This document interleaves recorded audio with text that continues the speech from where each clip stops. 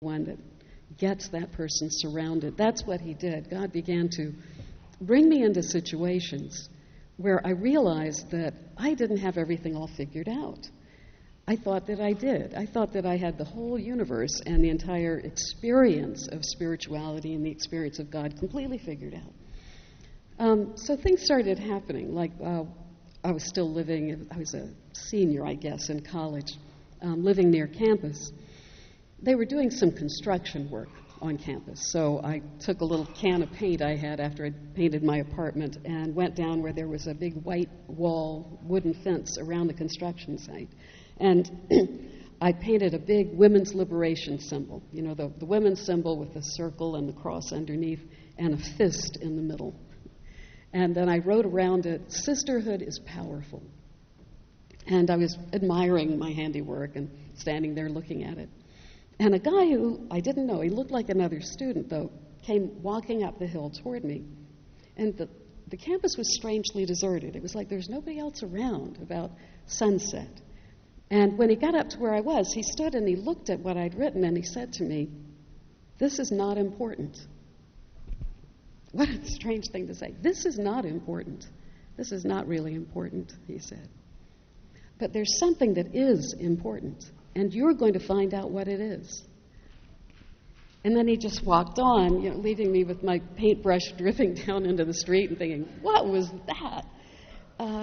It was unsettling, and it was mysterious, but of course I couldn't make any sense out of what it meant. Not too long after that, there was this really, really cute guy named Gary Mathewes, who is now Father Gregory Mathewes-Green. We'll have our 40th wedding anniversary next May.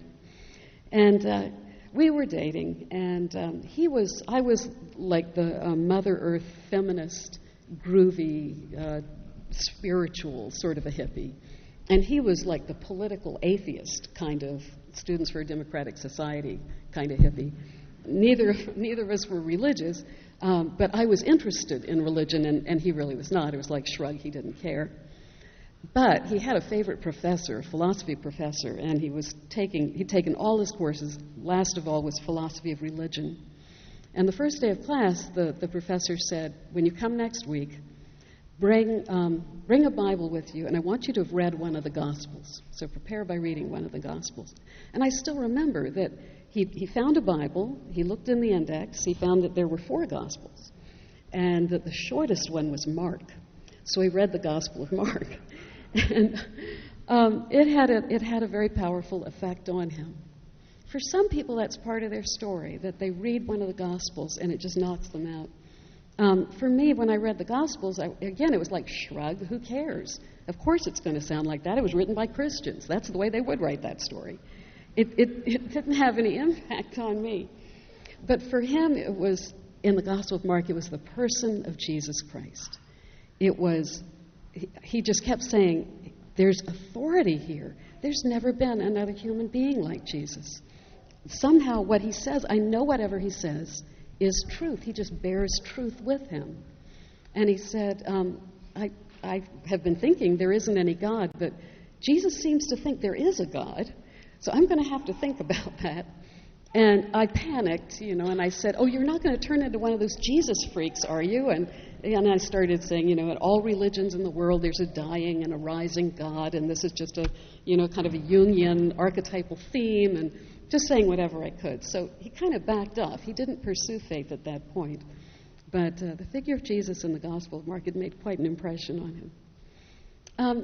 A third thing, we had a good friend who introduced us, actually, and after we'd been dating for a couple of years, we were going to get married. We were, it was about a month before the wedding. We were planning our wedding out in the woods and write our own vows and all of that. And he was going to march in front of us in the procession as we walked into the clearing where the wedding was going to take place. But a month before the wedding, he was killed in a car accident, my friend George. It was the first time somebody that I actually knew had died. I still had all my grandparents. I'd never been close to anyone who had died. George was, I think, 22. He was very young. He had just gone off to graduate school.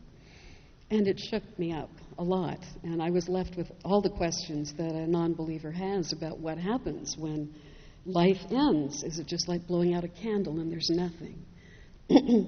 Or does George continue somewhere? Or is he just part of the world soul and kind of diffuses into infinity? Thinking these thoughts, the day after the funeral, I was walking down Main Street in the college town, and there was a guy, a lunatic, as I would have thought, handing out Christian tracts, little brochures standing on the corner. So I took one of the tracts as I walked by, and a couple of steps later, I stopped in my tracks because the cover said, "Yesterday my best friend died." And so I read through, and of course it was a Christian tract. It brings you to the resurrection, to the need to take Christ as your Savior. That sort of shook me up. It was like God was getting me surrounded. Well, the last thing was that we were planning our wedding, and we had told an Episcopal priest was going to do the service for us, and we'd said, we want to write our own vows. And he said, I can't do the service then, because I'm a representative of the church. I have to use one of the services in the book. There's several you could choose from. But he knew that I was a syncretist. That was, I was one who picked bits and pieces from all different religions. He said, you're never going to grow spiritually. As long as you do that, what you're doing is your own mind is doing the choosing, your own likes and dislikes. You are limited by how much you can understand right now, and you're excluding things that you don't understand and things that you don't like. There may be deeper meaning in those things you don't like, but you just don't grasp. As long as you continue to make your own religion, you're never going to grow. A friend of mine says, my thoughts can never be bigger than my hat size. He said, I would advise you rather choose one of the great world religions and just throw yourself into it and take the things you don't like with the things you like and let it begin to form you and shape you. And you will discover deeper wisdom than you could find on your own. At that point, I chose Hinduism. So I began to get deeper into Hinduism, and at our wedding, I read a Hindu prayer. It was such a period piece. We were married out in the woods. My dress was unbleached muslin. I had flowers in my hair. I had a vegetarian reception. It was really. I like to say when 100 years from now, when archaeologists discover my wedding album, they'll be able to place the date within 5 years. So anyway, we got married. A week later, we left we were going to spend all summer in Europe, hitchhiking around Europe, and had a wonderful time.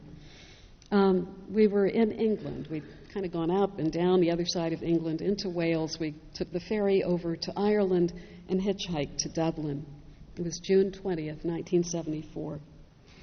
And got there late in the afternoon, put down our backpacks in the hotel, and went out to see if there were any museums or anything else still open that we could see that late in the day. And there was a church open, a church sort of built into a block of buildings on one of the main streets, an old church in Dublin. There wasn't a service going on, but and also even if you're a Hindu, you have to go in churches when you're in Europe. Churches are the thing to see. So we went in, and he went off one direction, I went the other. I was just walking around looking at the statues and the stained glass windows and the various things that were in the church. And way back at by the high altar, there were two smaller altars, one on either side. And on one of them, there was a statue of Jesus. So I went up and I was looking at this statue, white marble statue, a little bit larger than life size. And it was the image that Roman Catholics call the Sacred Heart. If you don't recognize that name, you would recognize the image because it shows Jesus with his heart exposed. There's thorns wrapped around the heart and fire like a flame coming out of the top of the heart. And this was a vision that was given to a Belgian nun, Mary Margaret Alacoque, in the late 1700s, I think. The Lord appeared to her this way and gestured to his heart and said, "Behold the heart that has so loved mankind." So I was standing there just looking at the sculpture as an artwork and kind of critiquing how well it was done or the folds very good, or do they, cut corners on the fingernails because they think you're not going to look at that. And while I remember standing there looking at it.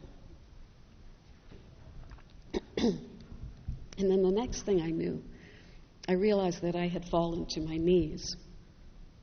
And kneeling there on the kneeler in front of the altar, I could hear a voice speaking to me.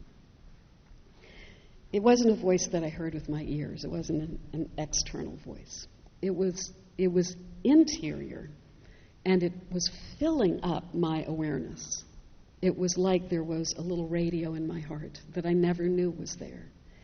And suddenly it snapped on, and this voice just took over. It just filled me. And the voice said, "I am your life. I am your life." It said, you think your life is your personality and your name and your history and the things you've done, but that is not your life. I am your life. Beyond that, you think your life is the fact that you're alive and that your heart beats and that you participate in the life force. But even that is not your life. I am your life. I am the foundation of everything else in your life. I stood up feeling very shaky. I was afraid.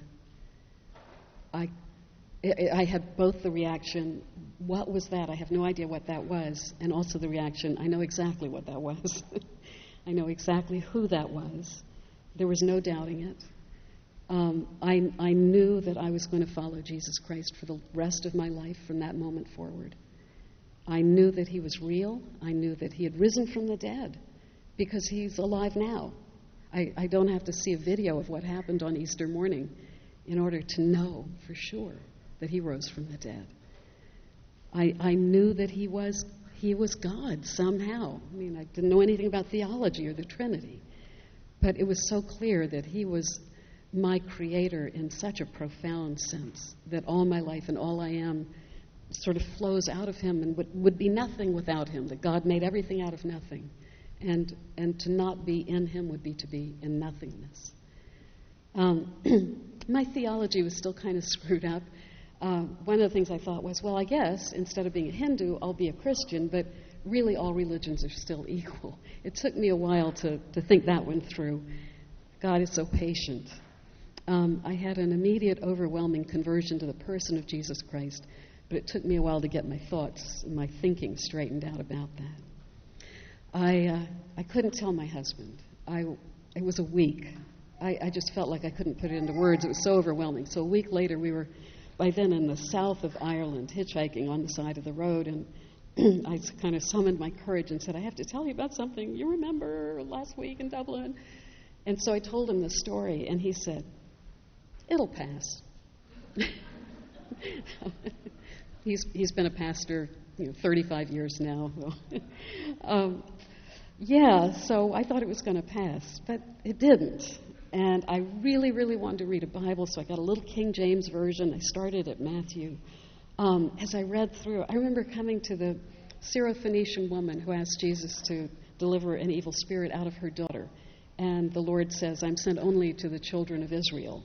And she says, yes, but, the dogs gather up the crumbs under the table. A beautiful story. But I was so mad at Jesus for not just saying yes and healing her daughter. I thought, who does he think? Oh, I guess he knows who he is. I think probably the biggest miracle in my life was that I used to think my own opinion was so wise. And I learned in that moment that I didn't know everything. I didn't know everything. I didn't understand everything. I didn't make the world. And it was time for me to just sit down and shut up and listen for a while. Making me teachable was probably a bigger miracle than the feeding of the 5,000. I did become willing to learn. So there was still a lot of work to do. I'll tell you the rest of our story in a minute. It took me a while to get all my theology in place, but my love for the Lord was so immediate and so all-encompassing that from that I keep hope alive for people who love the Lord, but their theology is screwed up. I just keep hoping the Holy Spirit will lead them gently, as he led me, to understanding the fullness of the faith. So before I go on to the next part, I want to say two things. One is that I feel bad sometimes because it seems like this story sometimes makes some people feel bad about themselves. I've had people say, God has never done anything like that for me. And I've prayed and I've sought. I wish that I could have an experience of the presence of God that would lay all my doubts to rest once and for all. But as much as I've prayed for that, that's never happened. God must really love you. God doesn't love me as much as he loves you, because God hasn't given me that experience. I guess the first thing I want to say is that was what God had to do to reach me. Nothing less was going to work. I didn't have an open heart. I wasn't willing. I wasn't listening.